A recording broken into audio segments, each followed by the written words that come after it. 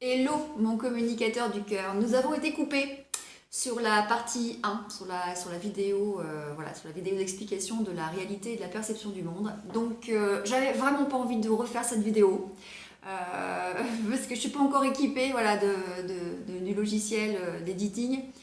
Donc, je fais la suite. Voilà, je vous le fais la suite. Voilà, j'en étais arrivée voilà, à l'impact que pouvaient avoir nos croyances et ces effets de distorsion, de généralisation, d'omission sur la communication à l'autre. Donc, au moment où ça a coupé, j'étais en train de vous dire qu'effectivement, ce phénomène de croyance et de généralisation a des impacts sur les relations et sur la notion de conflit, donc le conflit relationnel.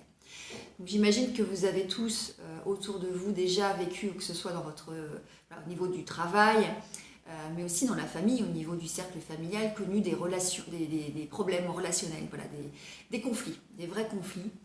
En général, ces conflits partent de croyances et de personnes qui restent campées sur leur réalité, alors sur leur point de vue, mais en général, leur point de vue colle forcément à leurs croyances, à leurs valeurs, à leur éducation, et forcément génère des façons de penser et des comportements qui ne sont pas toujours les mêmes et parfois sont même carrément à l'opposé de votre interlocuteur.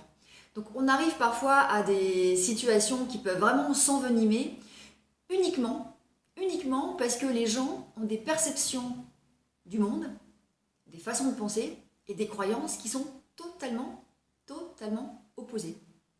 Et les personnes, plutôt que d'essayer de questionner, d'essayer de comprendre ce qui se cache derrière un comportement ou ce qui se cache derrière une façade, qui peut être une façade d'autorité dominante, comme ça peut être une façade d'autorité d'hyper-conciliant ou de fuyant, voilà, plutôt d'essayer de chercher ce qui se passe derrière ces comportements, et ben on va attaquer. Donc en général, quand on se sent en sécurité, on a deux façons de fonctionner, enfin même trois. On attaque, donc je rentre dedans. On fuit, hein, je m'en vais. Hein, c'est bon, je peux pas discuter avec toi, je m'en vais. Ou alors on se met en repli. Donc quand on se met en repli, c'est qu'un peu, voilà, dans le milieu animal, on fait le mort. Voilà, on fait comme si, voilà, on n'existait pas. Donc on se fait tout petit, tout petit, tout petit. Bon, vous imaginez bien que ce n'est pas une façon de fonctionner, c'est une façon de se protéger. Mais ce n'est pas une façon de communiquer. Donc pour communiquer, déjà, il faut communiquer dans un rapport d'authenticité, mais il faut surtout essayer d'aller rejoindre l'autre sur son schéma de pensée. Essayer de comprendre ses croyances. Alors, c'est pas du tout évident.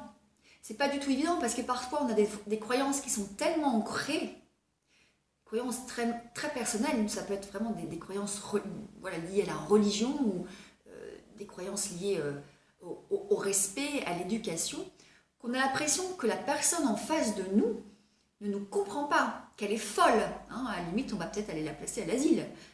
Voilà, que son comportement est totalement inapproprié. Ce qui n'est pas le cas. Chaque personne adopte un comportement en fonction de ses propres valeurs. Donc s'il y a vraiment une chose que j'aimerais que vous puissiez retenir sur cette vidéo, c'est que chaque personne adopte un comportement en fonction de ses croyances et de ses filtres personnels. Donc vous ne détenez pas la vérité,